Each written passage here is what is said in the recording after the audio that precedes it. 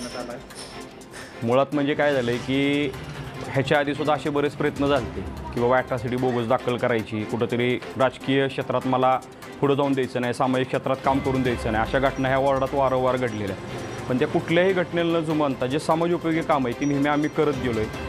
आत्ता इलेक्शनचं वातावरण चालू आहे, महिना 2 महिना इलेक्शन आलेलं आहे, त्याचं कुठंतरी माझी बदनामी व्हावी म्हणून हे खोटं ॲट्रॉसिटीचं किंवा खोटं नाटक करायचा प्रयत्न केलेला आहे.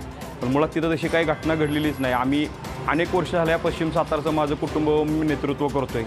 आमच्या कुटुंबाकडून कधी असल्या घटना झालेल्या नाहीत. पण ह्याच्या मागं ह्याचा बोलारा ध्वनी जो आहे त्यानं ह्याच्या आधी पण असे प्रकार केले ते. माझं एकच विनंती आहे की प्रशासनाला एक विनंती की जर नगरसेवकांनी लोकप्रतिनिधींनी जर अशा खोट्या गुन्ह्याला भिवून आम्ही कामं करायची बंद केली तर विकास कामं कशी होणार?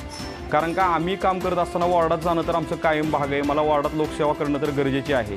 ती करत असताना असे हे गुन्हे पोलीस प्रशासनाने सुद्धा तपासले पाहिजेत. कारण का शेवटी न्यायालयीन बाबी प्रशासनावर आमचा पूर्ण विश्वास आहे की बाबा हे प्रकार नक्की खरे आहेत का. कारण का कोणी उठलं आणि पोलीस स्टेशनला उद्या जाईल बाबा ह्यांच्यावर गुन्हा दाखल करा, त्यांच्यावर दाखल करा. पोलीस प्रशासनानं विचारायला पाहिजे होतं की बाबा नक्की तुम्ही या समोर या काय प्रकार ह्या तपासणी करून मग गुन्हे दाखल करायला पाहिजे होते. कारण का कसे असे खोटे गुन्हे दाखल केले तर मला नाही वाटत महाराष्ट्रात कुठला प्रतिनिधी किंवा कुठल्या मागासवर्गीय वस्तीत जाऊन काम करू शकेल. कारण का ती पण वस्ती आदरणीय आहे आम्हाला, आम्ही सर्वजण त्याच समाजात. पण निदान तिथं काम करत असताना असे जे काही समाजकंटक आहेत ते जो कायद्याचा गैरवापर करतात आणि त्याचं विनाकारण नाहक लोकांना त्रास देतात, ह्याचा कुठंतरी छडा लावणं गरजेचं आहे. ह्याच्या आधी पण त्यांनी काय त्रास दिला आहे? हां, ह्याच्या आधीसुद्धा गणेश दुबळे सर आहेत, त्यांनी त्यांच्या घरासमोरील रोड चालत असताना तिथली शेड काढा किंवा अतिक्रमण काढा किंवा या लोकांना त्रास द्या, ह्या घटना वारंवार केल्या. त्या रोड करत असताना सुद्धा आम्हाला पोलीस प्रशासनाची मदत घ्यावी लागली.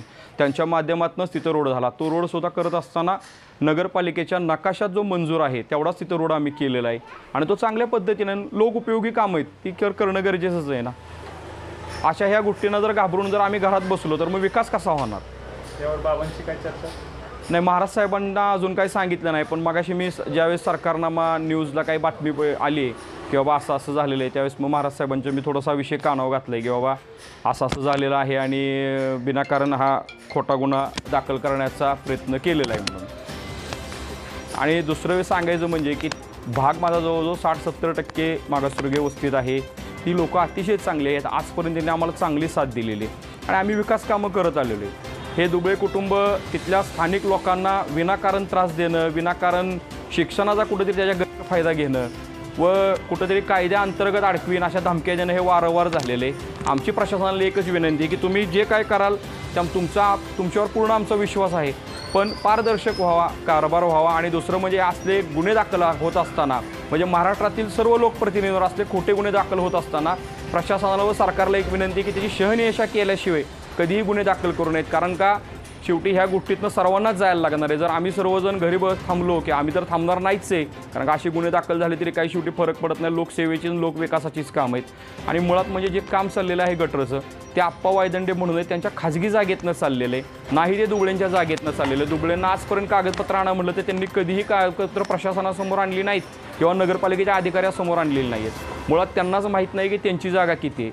आणि माझ्या माहितीप्रमाणे जे आत्ता काम चाललेलं आहे हे पूर्ण नगरपालिकेचं कुणाचाही कसला आमचा संबंध नाही आहे. पण हे आप्पा वायदंडे व वायदंडे कुटुंब जे आहे त्यांच्या स्वखर्चानं हे गटर करायचं चाललेलं आहे. अनेक वर्ष झालं त्या गटरचा प्रश्न भेडसतोय व त्यांच्यात इंटरनल खूप वादावादी होत होती. कारण का वरचं जे येणारं पूर्ण सांडपाणी खाली मंदिर आहे त्या मंदिरातल्या परिसरांना लोकांना त्रास होत होता.